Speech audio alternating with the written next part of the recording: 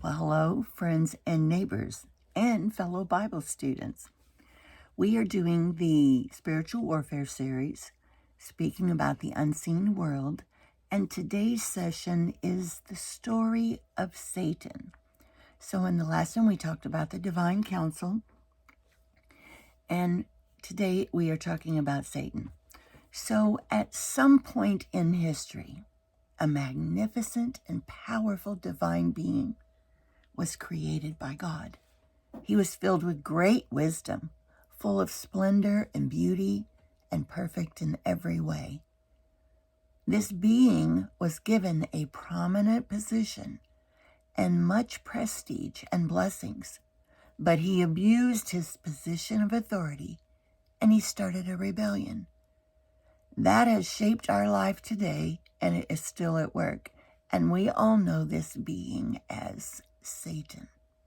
So we're not given a lot of details, but there is some good information in Isaiah 14 and Ezekiel 28.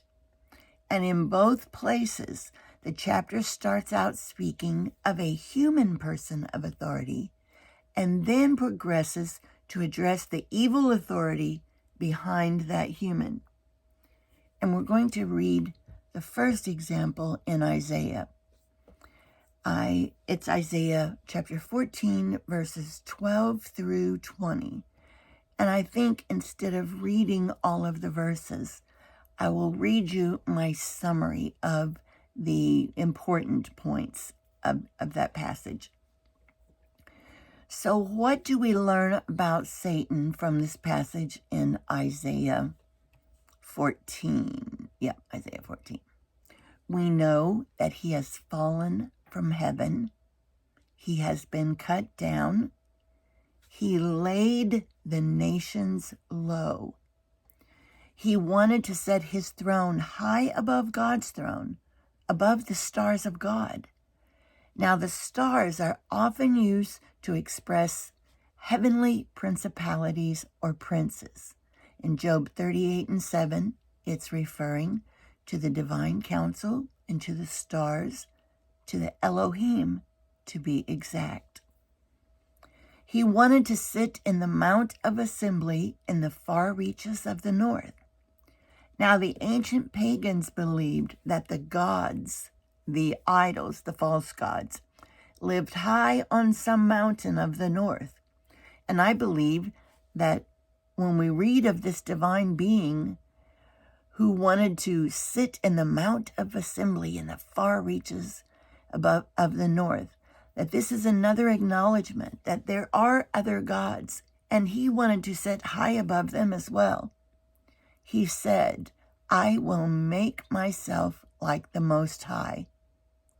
But then it also tells us that he will end up in hell, that he was the man who made the earth tremble, who shook kingdoms, who made the world like a desert, who overthrew its cities, and who did not free his prisoners. So that very obviously sounds like Satan, because who else do we know that wanted to sit in a throne high above the throne of God? And there are people, there are scholars who believe that this is not speaking of Satan, but I don't know how it could be describing anyone else. So now let's look at Ezekiel 28. We're going to be talking about verses 11 through 19.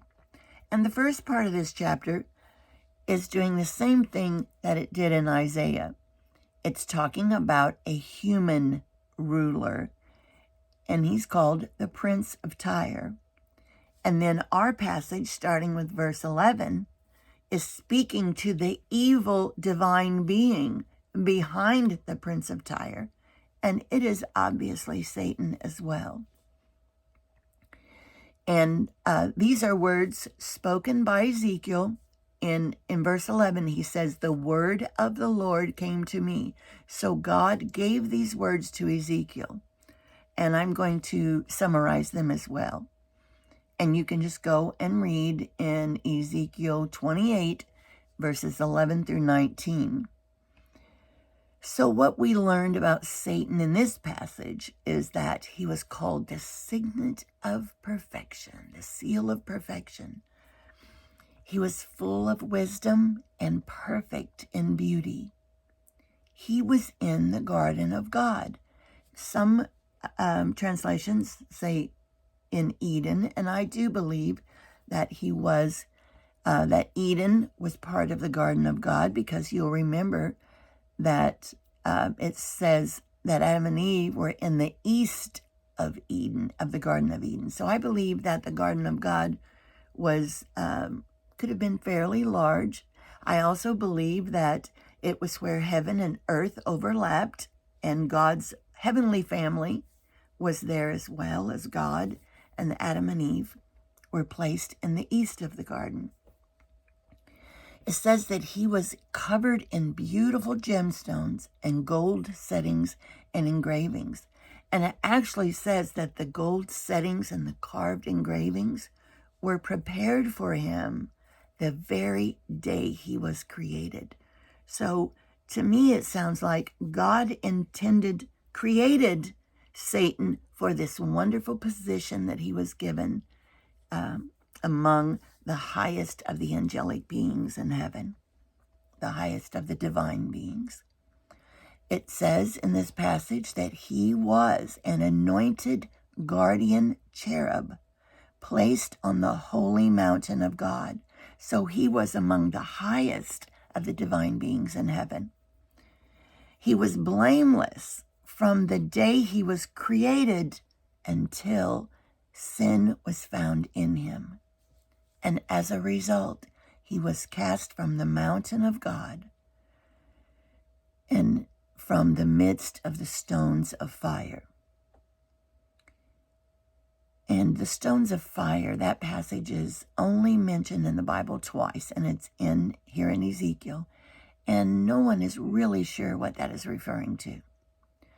It said his heart was proud because of his beauty. His wisdom was corrupted because of the pride over his beauty and the pride of what a prestigious, wise, and beautiful person he was.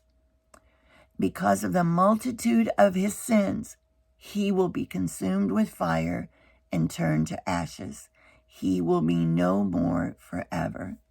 So Satan was of the highest rank of divine beings. He was extremely wise and cunning, and most likely he was very intelligent and influential, because he had to be intelligent.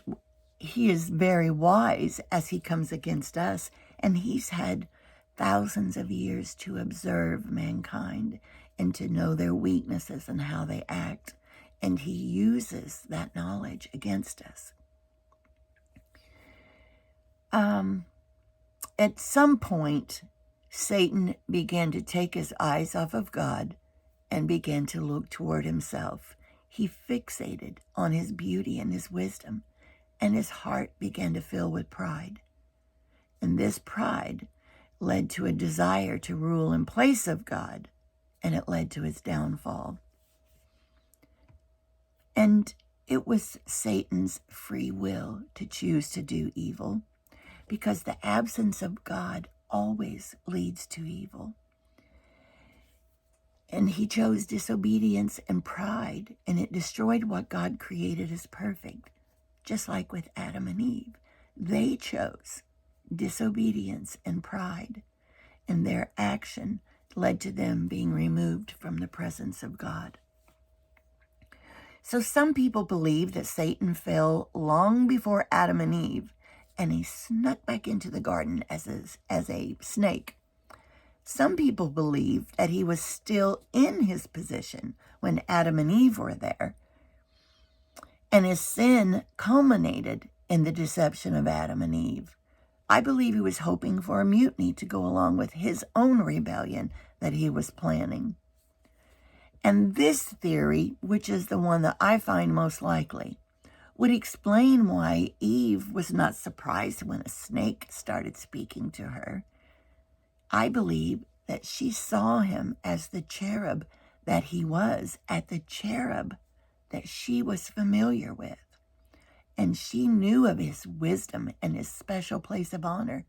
And she listened to him. And then she had a decision to make. And we know that she made the wrong one.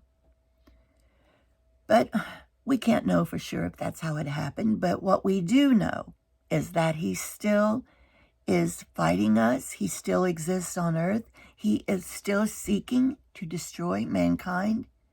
And he is still seeking to get revenge on God. So one more thing I want to talk about, and that is his name. Now, Lucifer has been understood to be a proper name of the devil, and it has to do with the Latin translation of the Hebrew term Hellel, H-E-L-E-L. Hellel, and you will find it in the Strong's Concordance, it's H1984. It means to howl. It means to have a sound, to make a show, to boast, to be clamorously foolish. So, but it also means to shine. So I think we know that in his sinless state, in his divine being state in heaven, in his glorified position, he did shine. He was full of glory, and he was a light bearer. And that was a definition of him, a light bearer. And that is what the Hebrew word Hallel means. But I believe that when he lost his position, he is no longer considered a light bearer. He is no longer shining as the day star or the son of the morning. That describes what he used to be. But the word Lucifer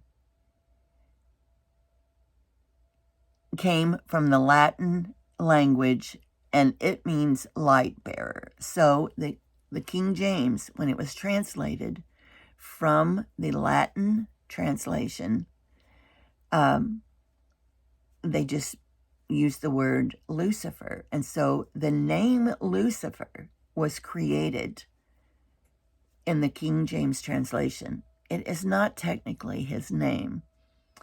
And actually, Satan is not technically his name either, although tradition has called him that.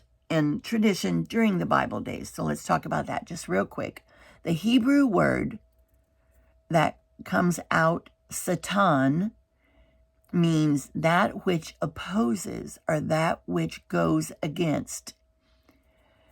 Strong's Dictionary, or Concordance, defines it as an opponent, the arch enemy of good, the adversary, to withstand.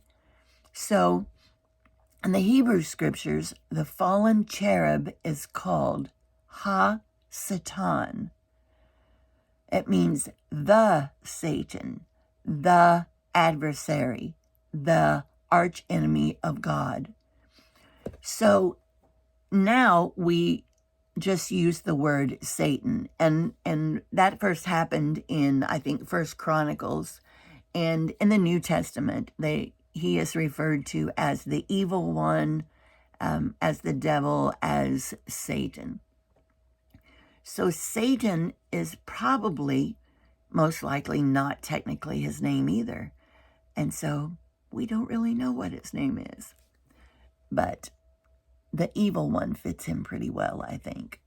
So that's all I have on Satan.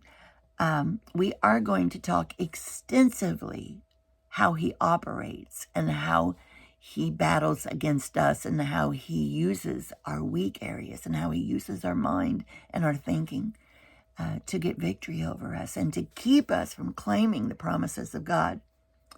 So I am going to put a link below the video to a video by the Bible Project called The Satan and the Demons. And it's just about 6 minutes long, and I highly recommend that you read it. I believe it will make this probably clearer than I made it. So, we will see you in the next video. And we're going to be talking about the Nephilim pretty soon. But we're also going to be talking about ancient Jewish documents that have more information about the Nephilim and the fallen angels from Genesis 6 than what the Hebrew scriptures have. So those are the next two videos, and I will see you then.